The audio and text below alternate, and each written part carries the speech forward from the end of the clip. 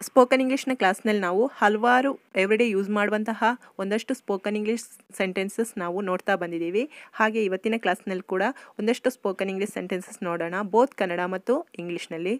Hello guys, welcome back. ಹೇಗಿದ್ದೀರಾ ಎಲ್ಲರೂ? I hope all of you doing good. Guys, ನೀವಿನ್ನೂ ನನ್ನ ಚಾನೆಲ್ನ ಸಬ್ಸ್ಕ್ರೈಬ್ ಮಾಡ್ಕೊಂಡಿಲ್ಲ ಅಂದರೆ ಪ್ಲೀಸ್ ಸಬ್ಸ್ಕ್ರೈಬ್ ಮಾಡ್ಕೊಳ್ಳಿ. ಹಾಗೆ ಪಕ್ಕದಲ್ಲಿರುವ ಬೆಲ್ ಐಕನ್ ಕ್ಲಿಕ್ ಮಾಡಿ. ನಾನು ವಿಡಿಯೋ ಅಪ್ಲೋಡ್ ಮಾಡಿದಾಗೆಲ್ಲ ನಿಮಗೆ ನೋಟಿಫಿಕೇಶನ್ ಬರುತ್ತೆ. Let's get into the first sentence of today's class. ಈ ರೀತಿ ಆಗುತ್ತದೆ ಎಂದು ನಾನು ಯಾವತ್ತೂ ಯೋಚಿಸಿರಲಿಲ್ಲ. ಈ ರೀತಿ ಆಗುತ್ತದೆ ಎಂದು ನಾನು ಯಾವತ್ತೂ ಯೋಚಿಸಿರಲಿಲ್ಲ. ಈ ರೀತಿ ಆಗುತ್ತದೆ ಎಂದು it would happen like this. It would happen like this ಎಂದು ನಾನು ಯಾವತ್ತೂ ಯೋಚಿಸಿರಲಿಲ್ಲ. I never thought. I never thought. So sentence rearrange ಮಾಡಿದಾಗ ಈ ಥರ ಬರುತ್ತೆ. I never thought it would happen like this. I never thought it would happen like this. Let's see the next sentence. ನೀವು ಅದನ್ನು ಮಾಡಬಹುದೆಂದು ನನಗೆ ನಿಜವಾಗಿಯೂ ಯಾವತ್ತೂ ಗೊತ್ತಿರಲಿಲ್ಲ. ನೀವು ಅದನ್ನು ಮಾಡಬಹುದೆಂದು ನನಗೆ ನಿಜವಾಗಿಯೂ ಯಾವತ್ತೂ ಗೊತ್ತಿರಲಿಲ್ಲ ಅಥವಾ ಯಾವತ್ತೂ ತಿಳಿದಿರಲಿಲ್ಲ. ನೀವು ಅದನ್ನು ಮಾಡಬಹುದೆಂದು. You could do that. You could do that. ನನಗೆ ನಿಜವಾಗಿಯೂ ಯಾವತ್ತೂ ಗೊತ್ತಿರಲಿಲ್ಲ. I honestly never knew. I honestly never knew. Honestly ಅಂದರೆ ನಿಜವಾಗಿಯೂ, ನೆವರ್ ನ್ಯೂ ಅಂದರೆ ಯಾವತ್ತೂ ಗೊತ್ತಿರಲಿಲ್ಲ. Knew is the past form of know. So complete sentence ಈ ಥರ ಆಗುತ್ತೆ. I honestly never knew you could do that. I honestly never knew you could do that. Go for the next one. ಅದು ನನ್ನ ನಾಲಿಗೆಯ ತುದಿಯಲ್ಲಿದೆ, ಆದರೆ ನನಗೆ ನೆನಪಾಗುತ್ತಿಲ್ಲ. ಅದು ನನ್ನ ನಾಲಿಗೆಯ ತುದಿಯಲ್ಲಿದೆ, ಆದರೆ ನನಗೆ ನೆನಪಾಗುತ್ತಿಲ್ಲ. ಈ ರೀತಿಯ ಮಾತುಗಳನ್ನು ನಾವು ನಾರ್ಮಲಾಗಿ ಹೇಳುವಾಗ ಯೂಸ್ ಮಾಡ್ತೀವಿ. ನನಗೆ ನೆನಪಾಗ್ತಿಲ್ಲ, ಆದರೆ ಅದು ನನ್ನ ನಾಲಿಗೆಯ ತುದಿಯಲ್ಲಿದೆ ಅಂತ. ಸೊ ಅದನ್ನು ಇಂಗ್ಲೀಷಲ್ಲಿ ಹೇಗೆ ಹೇಳ್ಬೋದು ಅಂದರೆ, ಅದು ನನ್ನ ನಾಲಿಗೆಯ ತುದಿಯಲ್ಲಿದೆ. It's on the tip of my tongue. It's on the tip of my tongue. ಆದರೆ ನನಗೆ ನೆನಪಾಗುತ್ತಿಲ್ಲ. But I cannot remember. But I cannot remember.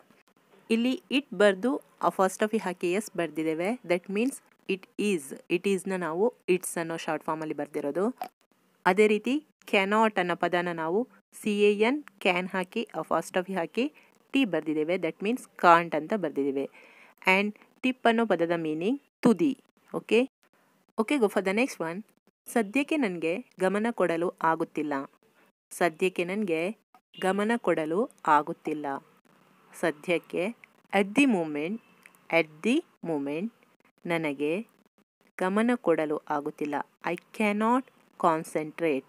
I cannot concentrate. Concentrate ಅಂದರೆ ಗಮನ. ಸೊ ಫುಲ್ ಸೆಂಟೆನ್ಸ್ ಈ ಥರ ಆಗುತ್ತೆ. I cannot concentrate at the moment. I cannot concentrate at the moment. Go for the next sentence. ಅದು ನನಗೆ ಸರಿ ಹೊಂದುತ್ತದೆ. ಅದು ನನಗೆ ಸರಿ ಹೊಂದುತ್ತದೆ. That would be perfect for me. That would be perfect for me. Perfect ಅಂದರೆ ಸರಿ ಹೊಂದೋದು. ಗೋ ಫಾರ್ ದ ನೆಕ್ಸ್ಟ್ ಸೆಂಟೆನ್ಸ್. ಅದನ್ನು ಸಾಬೀತುಪಡಿಸಲು ಅವನಿಗೆ ಯಾವುದೇ ಕಾರಣವಿಲ್ಲ ಎಂಬುದು ಸ್ಪಷ್ಟವಾಗಿ ಕಾಣುತ್ತಿದೆ. ಅದನ್ನು ಸಾಬೀತುಪಡಿಸಲು ಅವನಿಗೆ ಯಾವುದೇ ಕಾರಣವಿಲ್ಲ ಎಂಬುದು ಸ್ಪಷ್ಟವಾಗಿ ಕಾಣುತ್ತಿದೆ. ಸಾಬೀತುಪಡಿಸಲು ಅಂದರೆ ಪ್ರೂವ್ ಮಾಡಲು. ಓಕೆ, ಅದನ್ನು ಸಾಬೀತುಪಡಿಸಲು to prove it. To prove it ಅವನಿಗೆ ಯಾವುದೇ ಕಾರಣವಿಲ್ಲ. He has no reason. He has no reason ಎಂಬುದು ಸ್ಪಷ್ಟವಾಗಿ ಕಾಣುತ್ತಿದೆ. It seems clear. It seems clear. Seems ಅಂದರೆ ಕಾಣುತ್ತಿದೆ. ಓಕೆ, ಕ್ಲಿಯರ್ ಮೀನ್ಸ್ ಸ್ಪಷ್ಟ. ಸೊ ಹೋಲ್ ಸೆಂಟೆನ್ಸ್ ಈ ಥರ ಆಗುತ್ತೆ. It seems clear that he has no reason to prove it. It seems clear that he has no reason to prove it. Next sentence. ದಯವಿಟ್ಟು ಇದನ್ನು ತುಂಬ ಕಠಿಣವಾಗಿ ತೆಗೆದುಕೊಳ್ಳಬೇಡಿ. ದಯವಿಟ್ಟು ಇದನ್ನು ತುಂಬ ಕಠಿಣವಾಗಿ ತೆಗೆದುಕೊಳ್ಳಬೇಡಿ ಅಂದರೆ ಇದನ್ನು ತುಂಬ ಕಷ್ಟಕರ ಅಂತ ಅಂದ್ಕೋಬೇಡಿ ಅಂತ. ಸೊ ದಯವಿಟ್ಟು, ಪ್ಲೀಸ್, ಇದನ್ನು, ದೀಸ್, ತುಂಬ ಕಠಿಣವಾಗಿ, ಟೂ ಹಾರ್ಡ್, ಟೂ ಹಾರ್ಡ್ ತೆಗೆದುಕೊಳ್ಳಬೇಡಿ. Don't take. Don't take. Please don't take this too hard. Please don't take this too hard. Hard ಅಂದರೆ ಕಠಿಣ ಅಥವಾ ಕಷ್ಟ. Okay, go for the next sentence. ಯಾವುದನ್ನು ಸುಲಭವಾಗಿ ತೆಗೆದುಕೊಳ್ಳಬೇಡಿ.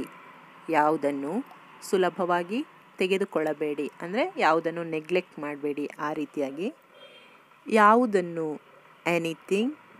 ಎನಿಥಿಂಗ್ ಸುಲಭವಾಗಿ ತೆಗೆದುಕೊಳ್ಳಬೇಡಿ. Never take for granted. Never take for granted. The whole sentence will be like this. Never take anything for granted. Never take anything for granted. Next sentence guys. ನಾನು 1 ಗಂಟೆಯಲ್ಲಿ ಹಿಂತಿರುಗುತ್ತೇನೆ. ನಾನು 1 ಗಂಟೆಯಲ್ಲಿ ಹಿಂತಿರುಗುತ್ತೇನೆ. ನಾನು 1 ಗಂಟೆಯಲ್ಲಿ ಇನ್ ಆನ್ ಅವರ್ ಹಿಂತಿರುಗುತ್ತೇನೆ.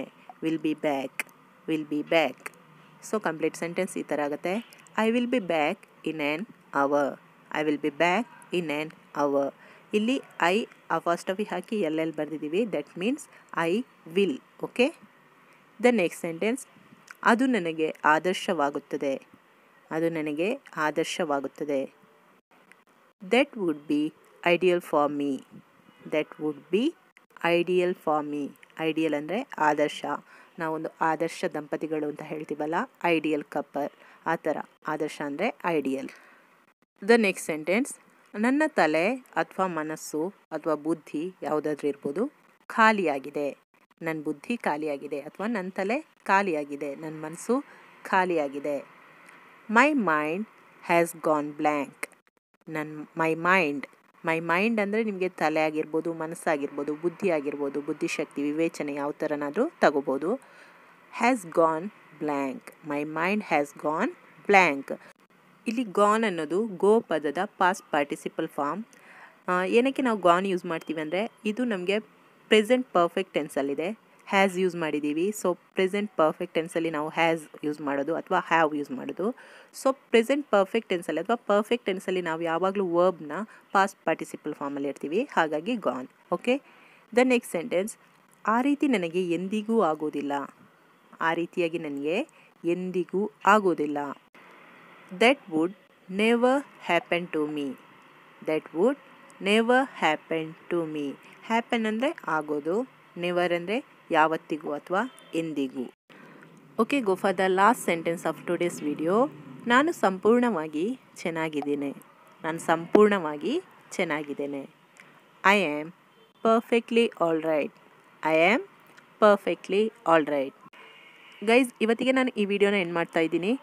I hope ನಿಮಗೆ ಒಂದಷ್ಟು ಹೊಸ ಯೂಸ್ಫುಲ್ ಸೆಂಟೆನ್ಸಸ್ ಸಿಕ್ಕಿದೆ ಅಂತ ಅಂದ್ಕೋತೀನಿ. ಈ ವಿಡಿಯೋ ಇಷ್ಟ ಆದಲ್ಲಿ hit like, share and subscribe ಮಾಡ್ಕೊಳ್ಳಿ. ಹೊಸ ವಿಡಿಯೋದೊಂದಿಗೆ ಮತ್ತೆ ಭೇಟಿಯಾಗೋಣ. ಅಲ್ಲಿವರೆಗೂ ನಮಸ್ಕಾರ.